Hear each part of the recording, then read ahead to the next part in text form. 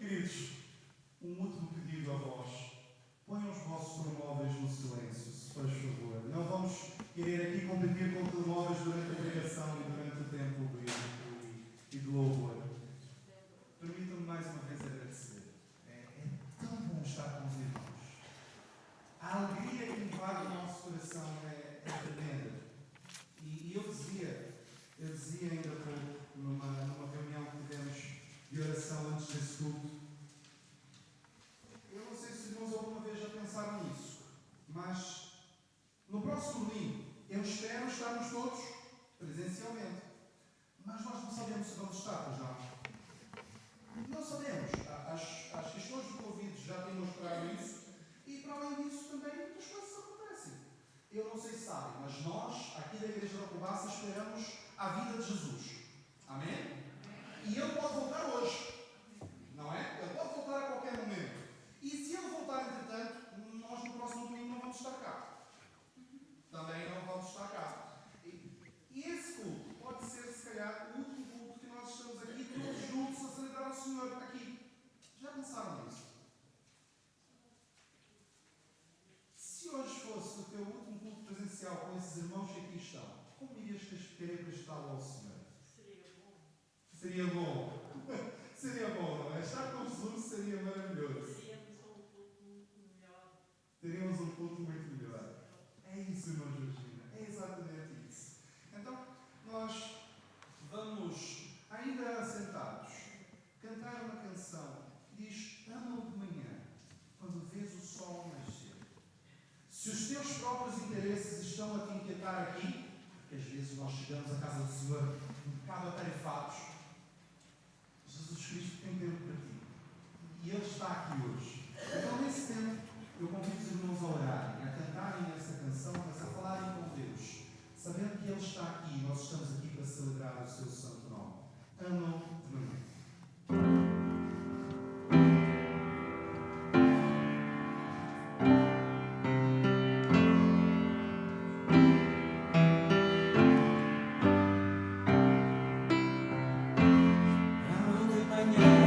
Quando vês o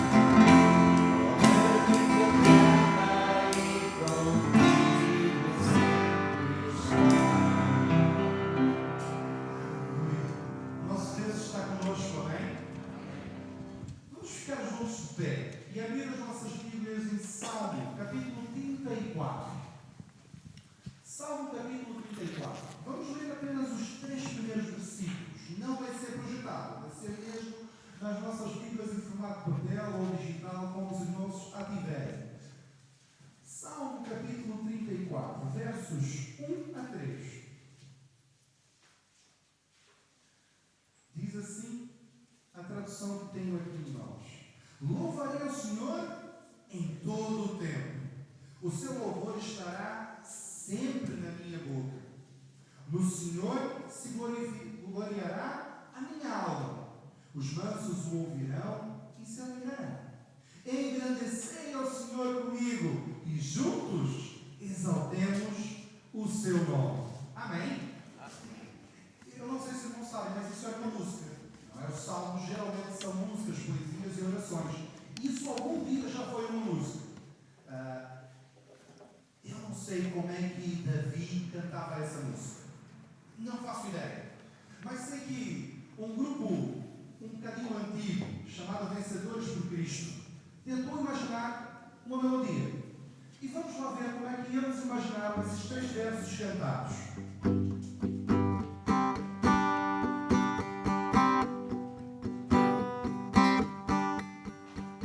Em todo o tempo eu louvarei ao Senhor, sempre estará nos meus lábios o seu louvor. Em todo o tempo eu louvarei ao Senhor, sempre estará nos meus lábios o seu louvor. Alegar-se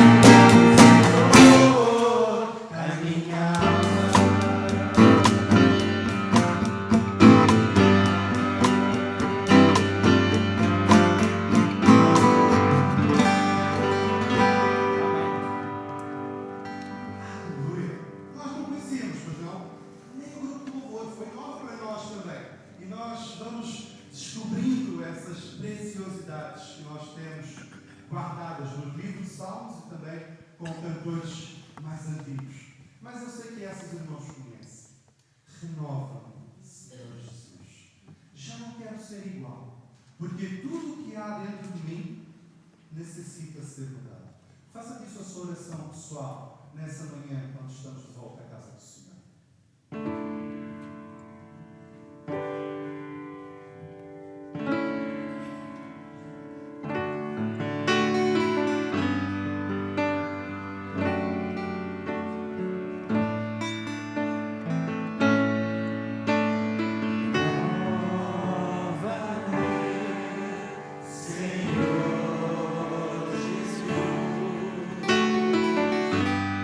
Já não quero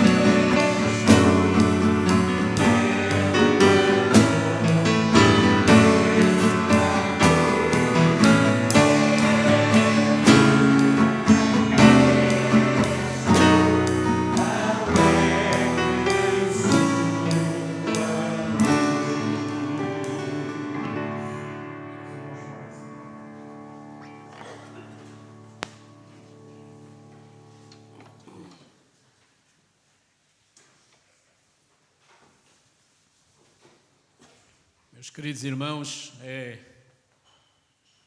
uma enorme alegria voltar a ver-vos presencialmente.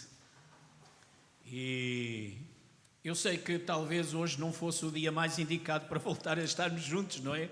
Parece que os números cada vez aumentam mais. Mas eu já cheguei à conclusão que isto mais dia menos dia toda a gente vai acabar por apanhar o bicharoco, e se nós não voltarmos ao nosso dia a dia, parece que ficamos sempre presos, ficamos quase que no convento das nossas casas, não é? E como já tivemos a experiência de estar lá 7 dias fechados no quarto, coitada da minha mulher, fez anos, nem uma flor lhe pude oferecer, não é? Isto não se faz, não é? Não é aceitável. Bem, pedi a alguém que comprasse a flor, mas não pude ser eu a fazê-lo, não é? Como gosto. E, meus irmãos, já chega de isolamento, não é? Também já começa a ser demais. Mas nós temos cuidado, não é? E estamos aqui para louvar ao Senhor, agora presencialmente. Graças a Deus pelo Zoom, não é? Eu acho que via lá todas estas caras que estão aqui, ou quase todas, algumas com alguma dificuldade em ativar o som, não era? Aquilo às vezes era difícil, o raio do botão não aparecia, mas de uma maneira geral todos os irmãos ali podiam estar e nós podemos estar juntos. Meus irmãos, deixem-me dar-vos uma palavra de muita gratidão. Em primeiro lugar, pelas orações que os irmãos fizeram em nosso favor, e posso dizer-vos que só desejo que os meus irmãos tiverem que passar pela infecção que passem como eu passei. Não tive febre, não tive dores de cabeça, não tive dores no corpo, não tive nada, a única coisa era a garganta, falava baixo. Aliás, eu falava com o Levi lá no Brasil e perguntava-lhe: precisas de um baixo para o teu coro? E ele dizia: com essa voz tomarei eu, porque tinha a voz mesmo cavernosa, não é? Mas graças ao Senhor, tirando isso, estive sempre bem. E a segunda é em nome da nossa família. Muitos irmãos manifestaram, deram-nos a sua mensagem do falecimento do meu sogro, nosso irmão Mário Cordeiro. Ele descansa nos braços do Pai. E nós agradecemos a toda a Igreja, todas as manifestações de amor. Os irmãos se fizeram presentes e nós sentimos muito de cada um de vocês naquele momento da nossa vida. E eu espero que continuemos a cuidar uns dos outros e continuemos a preocupar-nos uns com os outros, conforme o nosso irmão Pablo disse. Neste momento a nossa irmã Madá está retida, mas certamente na Fundação temos várias pessoas afetadas, vários funcionários. Estamos preocupados com o nosso irmão Geraldo. Ele hoje falou comigo de manhã. Ele foi buscar um sobrinho ao aeroporto, estava na expectativa de trazer também a esposa e a filhinha e ainda não puderam vir, não conseguiram que a TAP os deixasse vir, embora tivessem um bilhete que teve que ser dado por causa do Covid. A TAP resolveu não os deixar voar e estão a obrigá-los a comprar um novo bilhete. E alguém que veio no avião disse que o avião trazia 50 pessoas, mais ou menos. Portanto, o avião que leva 200 e muitas vinha com 50 pessoas, mas não deixaram voar a nossa irmã Denise e a Laurinha, e eles ainda estão no Brasil. A nossa irmã Kellen, a esposa do nosso irmão Vinícius, ela está no Brasil com um problema muito sui generis. Os brasileiros não o deixam sair porque o menino, o Marquitos, não tem autorização do pai para sair do Brasil para vir ter com ele a Portugal. Os irmãos perceberam? Não é? Pois, eu também não percebo. As autoridades brasileiras não deixam o filho vir ter com o pai, já viajar com a mãe. Então, isto é tão absurdo, mas elas estão lá retidas. Ela está retida com o Marquitos, preocupada com o seu trabalho, preocupada com o menino e com a sua escola. E vai ser preciso uma outra intervenção, sabe-se lá como, para conseguirem voar de regresso a Portugal. Enfim, oremos por eles e por aqueles que necessitam da nossa oração. E vamos fazê-lo neste momento. Vamos pedir ao Senhor que, de facto, ajude a todos estes casos, estas situações que são tão desagradáveis, são tão preocupantes, e que o Senhor desimpeça todo este caminho para que as famílias se possam voltar a reunir. Eu vou pedir à nossa irmã Lourdes Carneiro o favor de nos dirigir numa palavra de oração.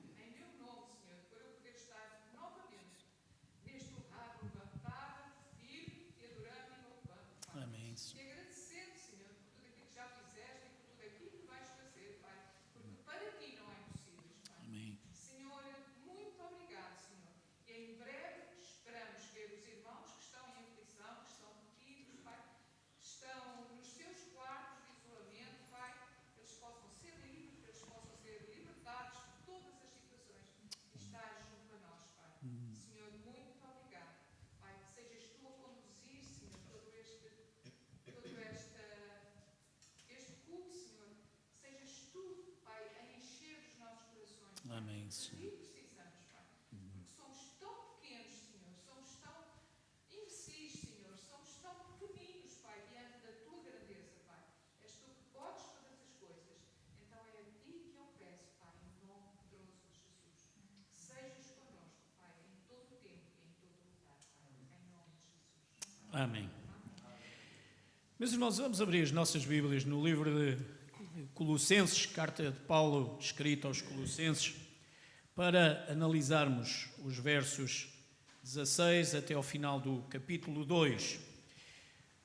Carta que Paulo escreveu à igreja de Colossos, capítulo 2.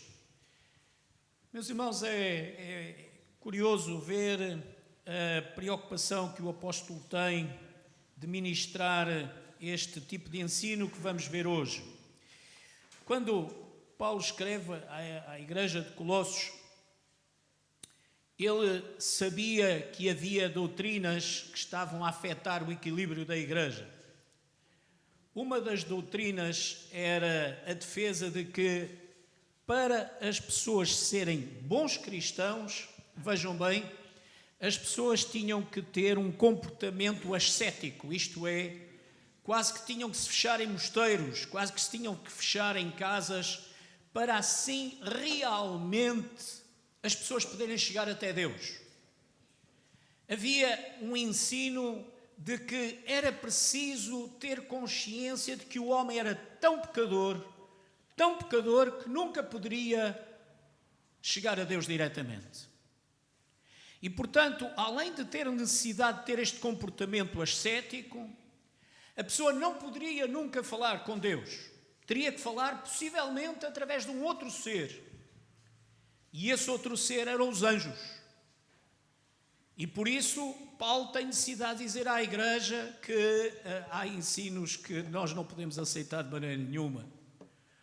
Porque há uma grande preocupação, que nós hoje também devemos ter consciência dela. Irmãos, pensem comigo. Em primeiro lugar, nós podemos chegar diretamente a Deus? Sim, não há dúvidas. Nós conseguimos falar diretamente com o Senhor. Ele nos ouve. Como é que os irmãos sabem? A Bíblia o diz. É uma excelente resposta. Excelente. Contra isso não há argumentos. Mas a Bíblia diz como? Onde? Em que circunstâncias? Através de Jesus Cristo. Através de Jesus. Há um facto muito concreto na Bíblia que nos mostra que nós podemos falar diretamente com Deus. Qual é? Em nome de Jesus. Oramos em seu nome. Aliás, a oração, os irmãos têm consciência, a oração é uma participação da Trindade, não é? Oramos ao Pai, em nome por intermédio do... Portanto, a oração tem a Trindade. O Deus triuno é adorado quando nós oramos. Mas há um facto concreto na Bíblia que nos diz que nós podemos chegar diretamente a Deus. Qual é? Exatamente. O véu do templo foi rasgado. E foi rasgado como? De cima para baixo. É Deus que vem. É Deus que abre o caminho. É o Senhor que nos dá a ligação diretamente a Ele pelo sacrifício de... Onde? Na cruz. Quando nós colocamos intermediários, o que é que nós estamos a fazer? Estamos a anular. Estamos a dizer que o sacrifício de Jesus na cruz não foi suficiente. Por isso precisamos de intermediários. Por isso precisamos de mais alguma coisa para que Deus nos ouça. Meus irmãos, os gnósticos diziam exatamente isso. E Paulo sabia que a igreja de Colossos estava a ser minada por estas ideias, estava a ser minada com a religiosidade da época, estava a ser minada porque havia esta tentativa de introduzir um terceiro elemento para além do próprio Senhor Jesus Cristo. Isto faz-vos lembrar alguma coisa? Não? Faz, não faz? O que é que nos faz lembrar, minha irmã? A atualidade. Porque há muita tentativa de substituir o Senhor Jesus. E há muitos meios de o fazerem. Se nós estivermos realmente atentos, veremos que há muita tentativa de colocar outros empecilhos para a ligação direta entre o homem e Deus. O que é que nos impede de falarmos com o nosso Deus? Verso 16. Portanto, ninguém vos julgue pelo comer ou pelo beber, ou por causa dos dias de festa, ou da lua nova, ou dos sábados, que são sombras das coisas futuras. Mas, e meus irmãos, eu reforço esta palavra, mas o quê?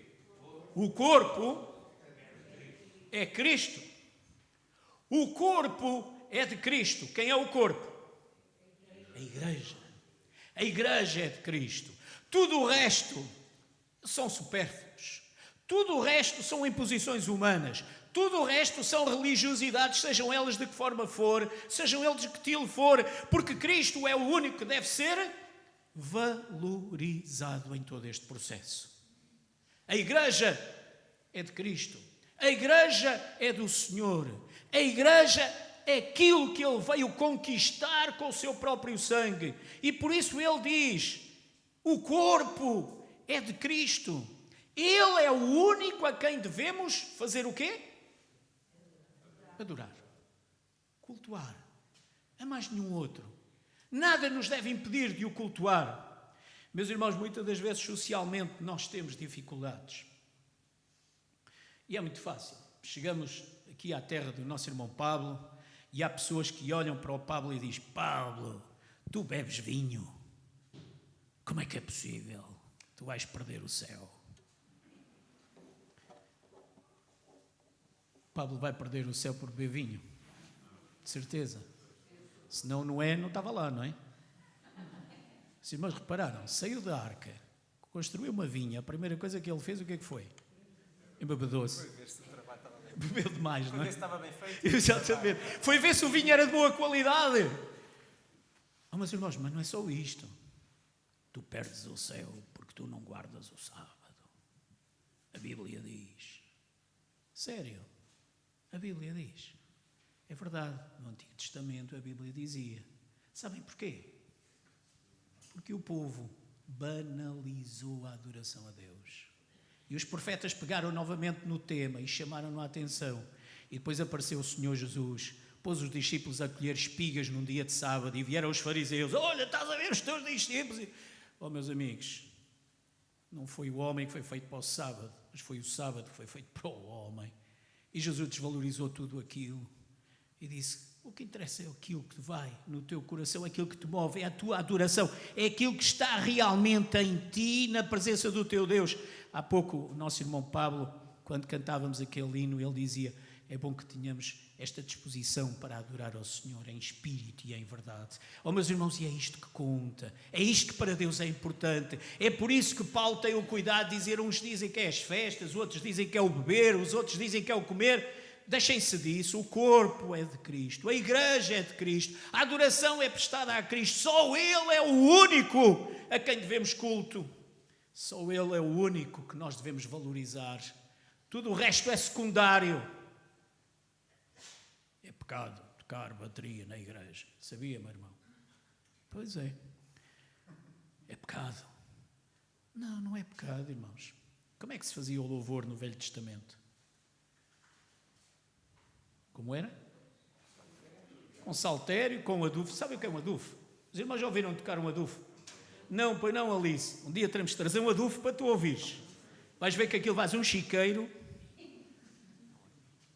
Tocai com louvor, tocai com harpa, tocai instrumentos altissonantes. Sabem o que são instrumentos altissonantes?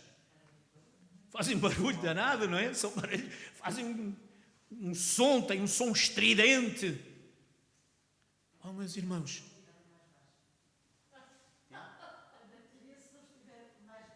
por exemplo, pode ser a bateria se não estiver mais baixa, não é? Ela hoje está meiguíssima, não é? Ela hoje está maravilhosa, não é?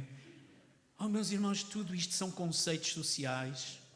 É tal coisa, não come, não bebe, não sei quê, não faz, não põe. Não. Sim, tudo com decência e com ordem, mas isso não anula a nossa disposição e a forma como nós queremos estar na presença do nosso Deus. Meus irmãos, verso 18: ninguém vos domine a seu belo prazer. Sabem o que outra expressão para esta expressão bíblica? Os irmãos, digam por palavras vossas. O que é que o texto quer dizer? Ninguém vos domina a seu belo prazer. Ninguém vos manipule. Ninguém vos prive. Não sejam canas ao vento. Não se assustem com alguém que vos diga alguma coisa para vos assustar. Ninguém vos domina a seu belo prazer, com pretexto, vejam bem, de humildade e culto dos anjos. Cá está aquela necessidade de dizer, olha, Deus é tão santo que tu não podes chegar até Deus. Tu precisas de ir por um intermediário. E nos nossos dias podíamos dizer, ou por uma intermediária. E, meus irmãos, há tantas intermediárias. Se nós nos deixamos dominar pelas intermediárias, nós estão-nos a dominar a seu belo prazer, porque estão a dizer contrário àquilo que o Senhor Jesus fez e quer de cada um de nós, que é nós termos um culto de facto de sentimento, de adoração e louvor, única e exclusivamente ao seu nome.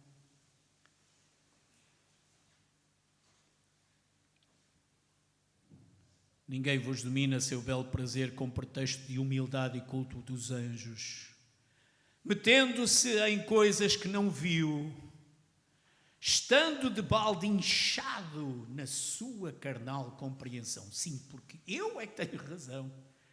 Os irmãos conhecem esta expressão? Tu estás errado, a tua religião não presta. Como? Como é que isso se faz? Não, porque eu é que tenho. Eu é que sigo os princípios, eu é que sigo os dogmas, eu é que sigo toda aquela doutrina. Qual é a doutrina que nós seguimos, meus irmãos? Resumam-me lá qual é a doutrina que nós seguimos. A doutrina bíblica que nós seguimos qual é? 2 princípios.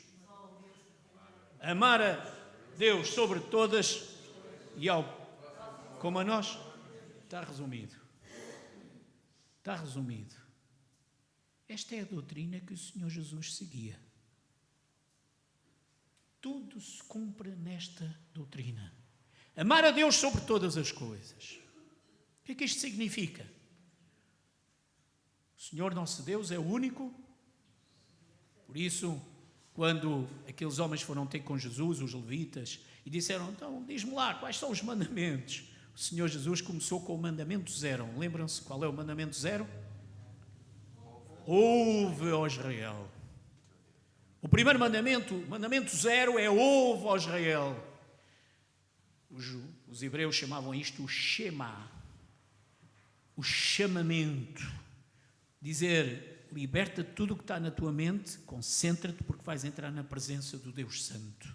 Ouve, ó Israel, o Senhor nosso Deus é quem? É o único Senhor. É o único. E depois então o Senhor Jesus diz, amarás o Senhor teu Deus toda a tua alma, todo o teu coração, de todo o teu entendimento. Este é o primeiro grande mandamento. E o segundo, igual a este, é e ao teu próximo como a ti mesmo. E aqui se cumpre toda a lei. Por isso, que ninguém vos domine a seu belo prazer, porque Cristo é o único líder que nós precisamos ser seguidos. Não podemos entrar com pretextos de humildade em religiões, porque isso é carnalidade, conforme diz o apóstolo. De balde inchado na sua carnal compreensão, isto é, escusas de ser vaidoso em qualquer outra coisa, envaidece-te no Evangelho de Cristo. Luta por Ele, porque é Ele que te vai dar a verdadeira liberdade. E é Ele que vai fazer sentido à tua alma. Irmãos, a seguir ao 25 de Abril, nós passámos um tempo que foi no ano a seguir, em 1975, em que nós fizemos uma grande campanha de evangelização. Cristo, a verdade que liberta. Estávamos nessa altura em Lisboa e tivemos a oportunidade de receber no nosso país um grupo grande de irmãos que vieram do Brasil, pastores, que vieram propositadamente para apoiar as igrejas em Portugal nesta campanha. Nesses dias vivia-se o verão quente de 75, politicamente falando. E nós fomos para a rua e fomos colar cartazes anunciando esse evento. Fomos com carros, com alto-falantes, proclamando Cristo, a verdade que liberta, e convidando as pessoas a virem ouvir o Evangelho. Recebíamos milhares de pessoas que vinham das ex-colónias. Íamos para a Praça do Rossio com bancas de livros e folhetos distribuir pelas pessoas que passavam. Gastámos horas e horas conversando com pessoas. E a questão era sempre esta: nós estamos todos alegres porque agora vivemos em liberdade. Fomos livres de uma ditadura. E nós dizíamos, é verdade, politicamente o país liberta-se de uma ditadura, mas o homem precisa de mais, precisa de se libertar na ditadura da sua alma. E por isso nós dizemos, Cristo é a verdade que liberta. Surgiu então aquela frase contra nós dizendo, mas a religião é o ópio do povo. E nós dizíamos, a religião é, mas Cristo liberta. E gastámos horas e horas a conversar com tanta gente. E um belo dia, nós estávamos no cima do Parque Eduardo VII em Lisboa, estávamos a fazer lá um grande culto, muitos jovens, aquele grande megafone, aquele grande som, e de repente há um grupo de jovens que nós percebemos que na altura eram simpatizantes do Partido Comunista e chegaram ao pé de nós e quiseram falar diretamente connosco. E disseram, como é que é possível? Vocês estão a transmitir aquela mensagem novamente da repreensão da religião. E nós dizíamos, de maneira nenhuma. Nós queremos que toda a gente saiba que tu, para seres verdadeiramente livre, tu tens que confiar em Cristo. E às tantas há um jovem que se vira para nós e diz, eu quero ouvir-vos dizer uma coisa. Eu estou pronto a morrer por esta causa que defendo. E vocês?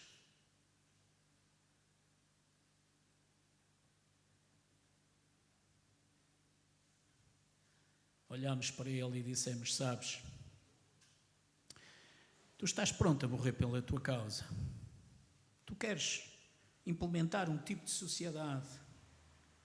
Mas olha, vamos-te fazer um desafio. Vai à história e vê quantos milhares de homens e mulheres morreram para que o Evangelho, para que a Bíblia chegasse até nós, para que Cristo fosse proclamado. E vê como eles deram a sua vida por esta causa. Lembra-te, o Criador do cristianismo foi morto, mas não está morto, ressuscitou. E aqueles que tu andas a pregar, aqueles que tu andas a divulgar, os teus mentores da tua política, todos eles já morreram. E nenhum deles ressuscitou. Estamos prontos a morrer pela causa do Evangelho.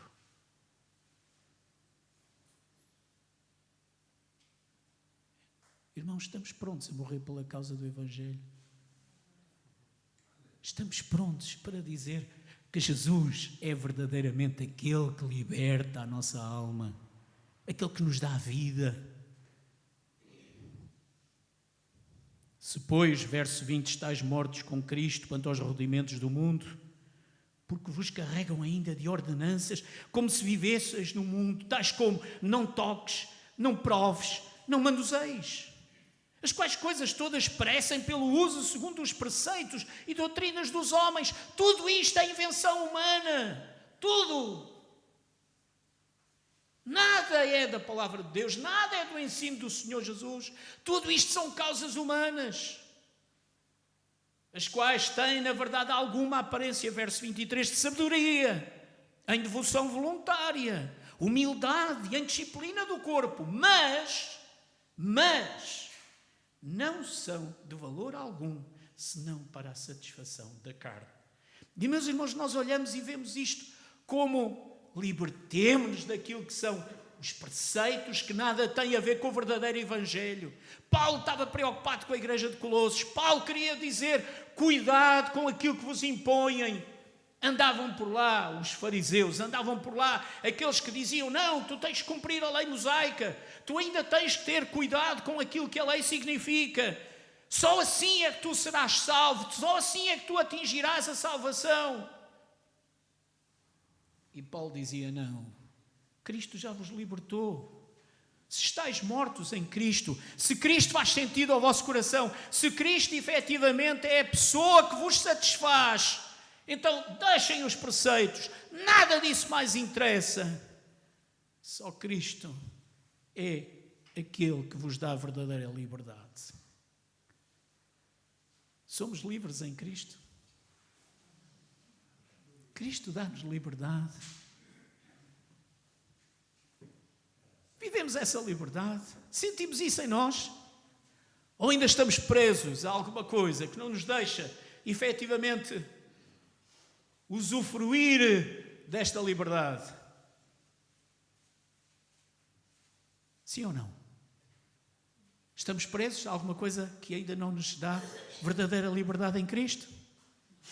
Temos que cumprir algum preceito especial para atingirmos essa liberdade? Temos que fazer algum sacrifício?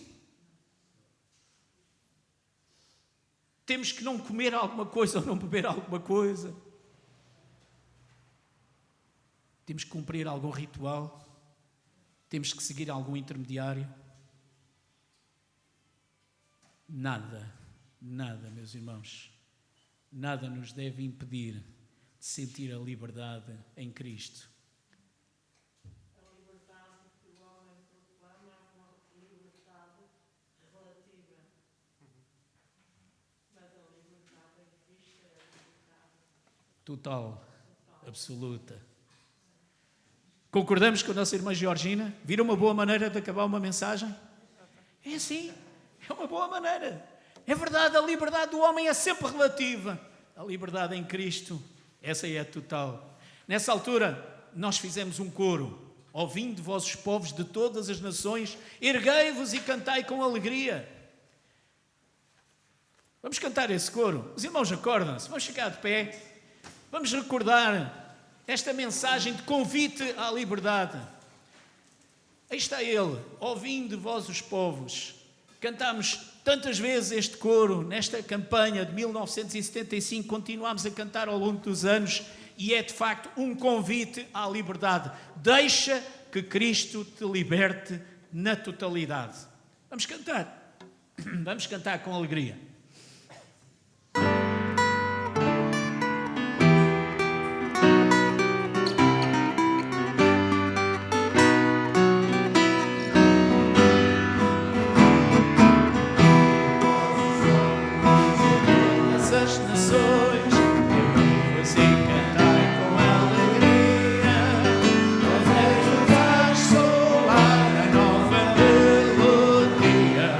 Jesus Cristo traz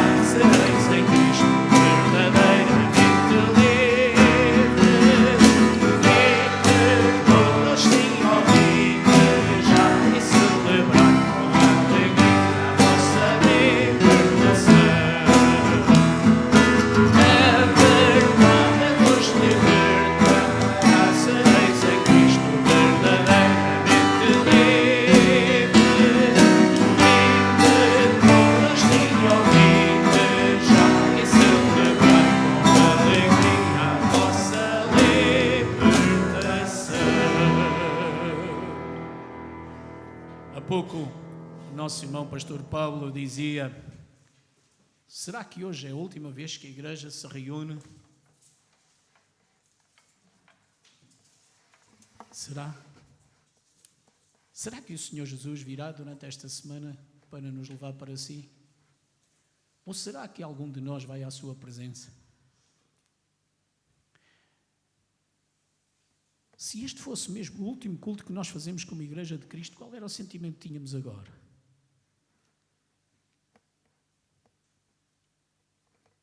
Iríamos ter pena? Ou iríamos ficar felizes? Alguém disse: se Jesus vier, vai ser feliz. A irmã Georgina disse, não é? Vamos estar felizes, vamos estar na presença do Senhor. Mas talvez no próximo domingo aqui voltemos a estar. Talvez amanhã comecemos aquele conjunto de estudos na nossa Semana Universal de Oração. Meus irmãos, mas haja uma coisa que esteja profundamente enraizada no nosso coração. Em Cristo nós somos livres. Em Cristo nós encontramos a razão do nosso viver. Nós encontramos a verdadeira felicidade. Esqueçam o Covid. Esqueçam o problema que têm aí na vossa mente. Esqueçam. Porque Cristo dá-nos esta felicidade e dá-nos esta verdade. Dá-nos esta convicção. Vivamos esta convicção no nosso dia-a-dia. Saibamos que Cristo nos deu verdadeira liberdade. Deixemos que Ele faça a sua obra no nosso íntimo. Sejamos cada vez mais igreja como Jesus deseja que nós somos. Amém?